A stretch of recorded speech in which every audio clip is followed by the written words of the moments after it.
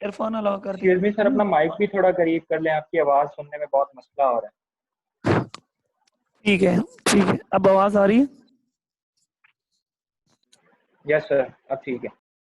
Okay. अच्छा, तो हम ये डिस्कस कर रहे थे कि स्ट्रक्चर जो होती है वो collection of different data types, ये आप लोग पढ़ चुके हैं। स्ट्रक्चर को हम डिक्लेयर कैसे करते हैं? स्ट्रक्चर को डिक्लेयर करने के लिए हम स्ट्रक्ट कीवर्ड यूज करते हैं, और स्ट्रक्ट कीवर्ड जो होता है वो फॉलोड बाय स्ट्रक्चर नेम होता है। स्ट्रक्ट कीवर्ड के बाद आप नेम ऑफ स्ट्रक्चर लिखते हैं, और नेम ऑफ स्ट्रक्चर जो होता है वो यूजर डिफाइंड होता है। इट मींस कि आप कुछ भी लिख सकते हैं, आप अपनी मर्जी से नाम दे सकते हैं स्ट्रक्चर का। आप स्टूडेंट लिख सकते हैं, आप एचएमजी लिख सकते हैं, आप कुछ भी लिख सकते हैं। ये जो स्ट्रक्चर का नाम होता है ये यूजर डिफाइंड होना चाहिए, और यूजर डिफाइंड जो होता है वो कुछ रूल्स को फॉलो करता है। यूजर डिफाइंड किन किन रूल्स को फॉलो करता है? जिस तरह आप वेरिएबल डिक्लेयर करते हैं, इन द सेम वे आप डिक्लेयर करते हैं name of structure, name of function, name of class etcetera. तो ये यूजर डिफाइंड डेटा टाइप होती है, ठीक है। उसके बाद the excuse declaration me of जी आपकी आवाज, क्या मसला हो गया है? सर आवाज आपकी गुम हो जाती है। आवाज गुम हो जाती है?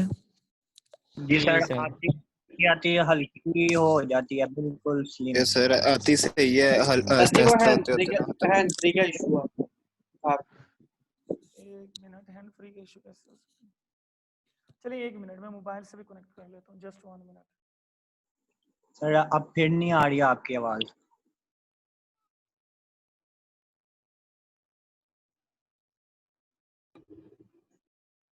जस्ट 1 मिनट मुझे दें।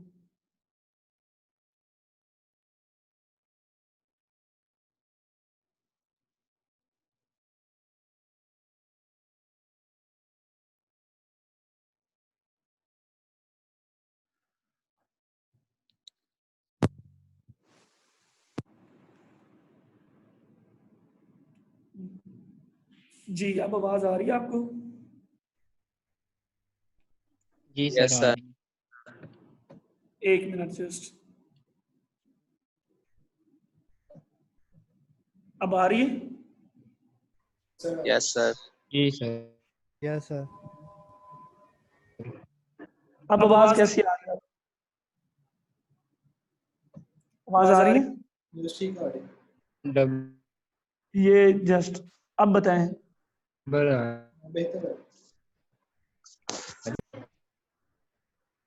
जी सर, अच्छा, ठीक अब है। आवाज ठीक है, ओके। अब मैंने मोबाइल से भी कनेक्ट कर दिया, तो उसके बाद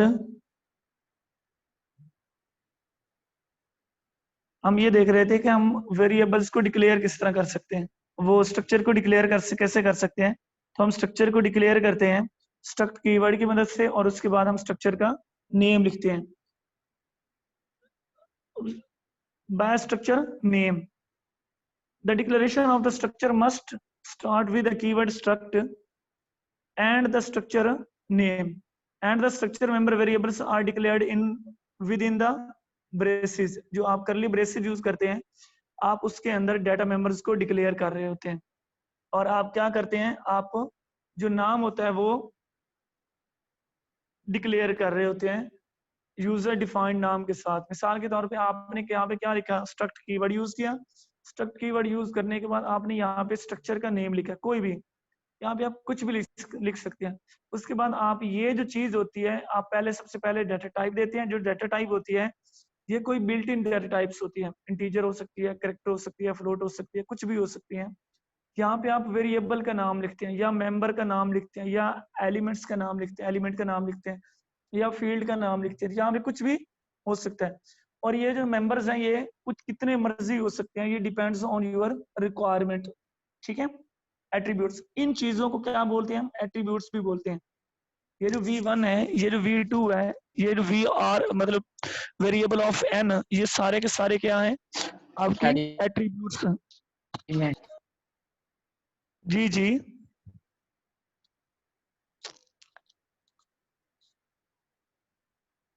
आवाज आ रही है? यस जी सर सर आ रही है। आ रही है। अच्छा, ये उसकी एक एग्जांपल थी कि हमने एग्जांपल जो है मिसाल के तौर पे मैंने स्ट्रक्ट कीवर्ड यूज किया, ये एक कीवर्ड है जो ये बताएगा कि ये जो आपने डिक्लेयर की हुई है ये एक स्ट्रक्चर है। उसके बाद आपने इम्प्लाई यूज किया, ये जो इम्प्लाई है ये यूजर डिफाइंड डाटा टाइप है। ये जरूरी नहीं है कि आप यहाँ पे कुछ भी लिख सकते हैं। मैंने लिखा EMPL, ये मेरी मर्जी है, मैं कुछ भी लिख सकता हूँ। ये यूजर डिफाइंड डाटा टाइप है, ये यूजर डिफाइंड है। तो जो यूजर डिफाइंड होता है आप उसको क्या कर सकते हैं, अपनी मर्जी से नाम दे रहे होते हैं। उसके बाद आपने करली ब्रेसेस यूज की, करली ब्रेसेस यूज करने के बाद यहाँ पे आपने एक वेरिएबल डिक्लेयर किया और इस वेरिएबल को आप बोलते हैं एलिमेंट बोलते हैं या फील्ड बोलते हैं या एट्रीब्यूट्स बोलते हैं, ऐसे ही है ना?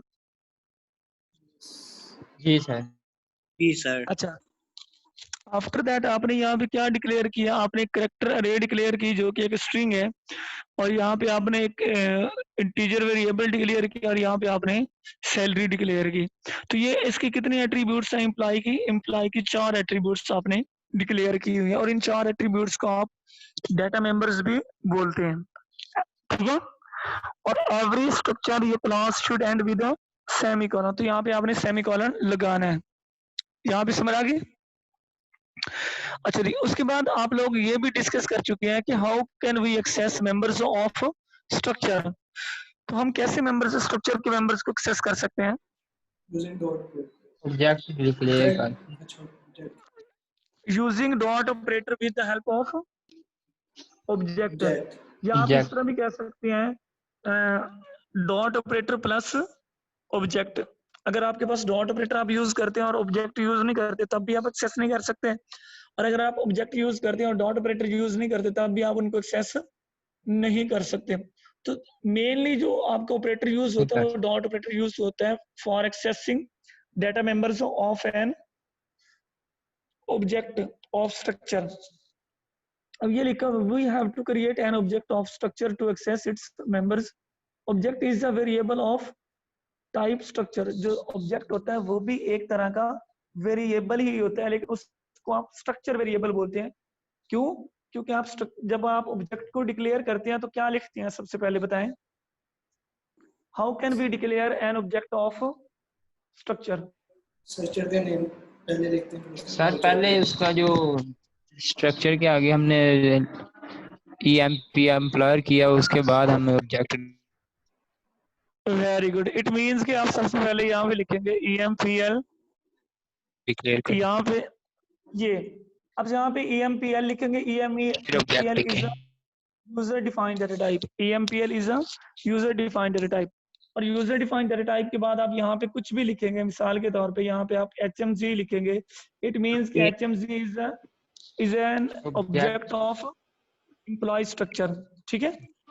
तो आप कैसे डिक्लेयर करते हैं? तो HMG को आप एम्प्लॉय का वेरिएबल भी बोल सकते हैं, एम्प्लॉय का वेरिएबल भी बोल सकते हैं। तो ये स्ट्रक्चर वेरिएबल है या ऑब्जेक्ट है।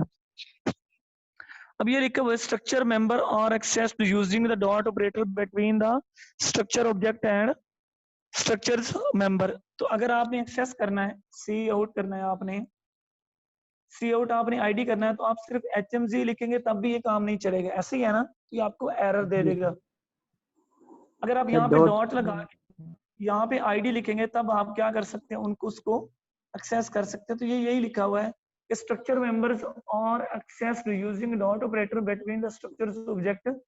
ये स्ट्रक्चर ऑब्जेक्ट के दरमियान आप डॉट ऑपरेटर लगाते हैं और उसके बाद आप स्ट्रक्चर्स का नेम लिख देते हैं। ये स्ट्रक्चर का मेंबर्स का नेम लिख दिया, यहाँ पे आपने मिसाल के तौर पे ये आईडी लिख दिया, ठीक है? अच्छा जी, उसके बाद ये आप सारी पढ़ चुके हैं, इसको काम भी कर चुके हैं। ये मैंने नीचे एग्जांपल भी दी हुई है। अच्छा, अब सबसे पहले जो पहला प्रॉब्लम है ये मुझे किसको समझ आई है, ये मुझे कोई समझा सकता है क्या है पहला प्रॉब्लम? जी सर। जी क्या है? जी आपने लास्ट टाइम क्लास में भी किया था, और जी जी जी जी किया था सर। जी ये क्या है, ये मुझे कोई समझा दे सर। 4 ये एलिमेंट डिक्लेयर करने एक स्टूडेंट एक बंदा, सिर्फ एक बंदा, एक बंदा बोले। User defined student. अच्छा 2 मिनट रह गए हैं, पहले हम डिस्कस कर लेते हैं, फिर उसके बाद मैं इसकी कोडिंग करवाऊंगा इन सारे प्रॉब्लम्स की, फिर मैं आपको प्रैक्टिस प्रॉब्लम दूंगा। अच्छा जी, तो ये क्वेश्चन कौन मुझे समझाएगा कि क्या लिखा हुआ है? जी, मुझे ये समझाए जो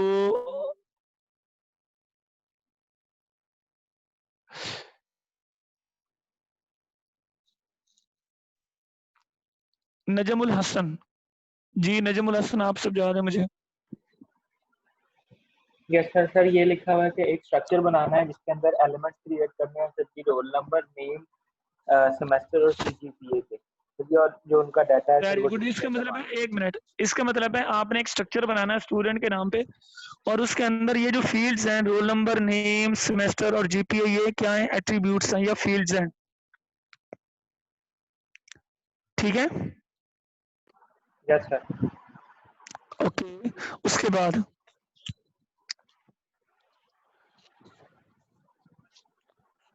है स्टोर डाटा सर 5 स्टूडेंट्स उसके यूजिंग। बाद 5 स्टूडेंट्स का जो डाटा है ना सर, वो सर हमने स्टोर करना है। मतलब इनमें 5 रोल नंबर, 5 नेम्स, 5 मतलब 5 लोगों के सेमेस्टर का नाम और 5 लोगों का जीपीए जो है वो रखना।